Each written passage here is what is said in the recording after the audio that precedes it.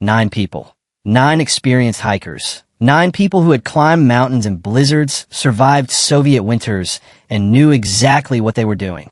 They all died in one night. Not from a cold. Not from an avalanche. Not from an animal attack. From something that made them tear their tent open from the inside, run into minus 30-degree temperatures, barefoot, in their underwear, and never come back. Whatever they saw that night was worse than freezing to death. Welcome to Beneath History, and welcome to the most disturbing unsolved case in the history of mountaineering. The Dyatlov Pass Incident, Soviet Union. 1959. February 1959. A group of 9 experienced hikers set off into the Ural Mountains in Russia. Their leader is Igor Dyatlov, 23 years old, one of the best young mountaineers in the Soviet Union.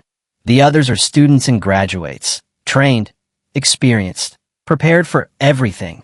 They have enough food for weeks, the right equipment, a detailed route, and they have done this before. On February 1st, they set up camp on a slope called Kolet Syakhl. In a local Monsey language, that name means one thing. The Dead Mountain. Nobody thinks anything of it. They set up the tent. They eat. They write in their diaries. Everything is normal. The last diary entry is dated February 1st. After that, silence. When rescuers arrive 3 weeks later, they find the tent, still standing, but cut open from the inside, slashed with a knife. From the inside. The hikers didn't open the tent. They cut through it, in a panic, to get out faster. Their footprints lead away from the tent, into the snow, into the forest, downhill, into minus 30 degrees. Barefoot. 9 people, running away from their tent, in the middle of the night, in the coldest temperatures imaginable, without shoes, without coats, without any survival equipment. Something inside that tent terrified them so completely that freezing to death outside was the better option. If this is the kind of story that keeps you up at night, subscribe to Beneath History. Hit the bell. Every week, we go deeper into the stories nobody wants to explain. The bodies are found one by one. The first 5 near the forest, frozen. 2 of them had climbed a tree so high their hands were shredded, as if they were trying to see something, or hide from something. Then the other 4 are found months later, under 4 meters of snow, in a ravine. And this is where the case stops making any sense. 1 has a fractured skull.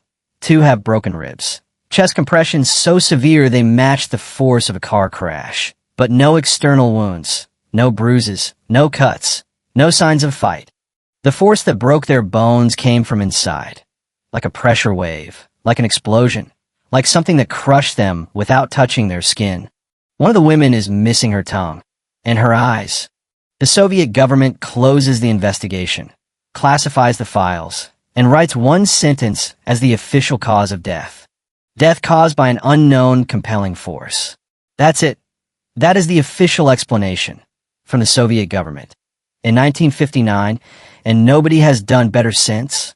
If this is the kind of case that keeps you up at night, subscribe to Beneath History. Hit the like button, because every week we find the cases that nobody has explained, and we don't look away. 3 theories. None of them survive all the evidence. An avalanche. Possible, but there was no avalanche debris. The tent was still standing, and avalanches don't remove tongues and eyes. Military testing. The Soviet Union was running weapons experiments in the Ural Mountains at the time. Some researchers believe a pressure weapon or infrasound device was tested nearby. Infrasound can cause panic, disorientation, and internal organ damage without leaving external marks. It explains the broken ribs. It explains the crushed skulls. It explains why they ran.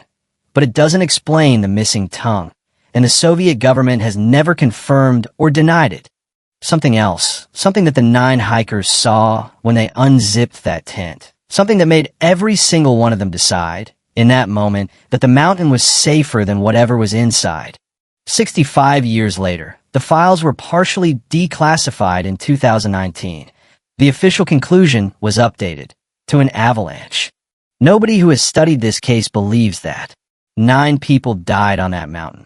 9 experienced, prepared, rational human beings, and in their last moments, every single one of them made the same irrational decision. Run into the cold, into the dark, into certain death. because whatever was behind them was worse. Share this video with someone who thinks they have a logical explanation. We'd love to hear it. Drop your theory in the comments. We read every single one. And subscribe to Beneath History, because next week, we go even deeper into the dark.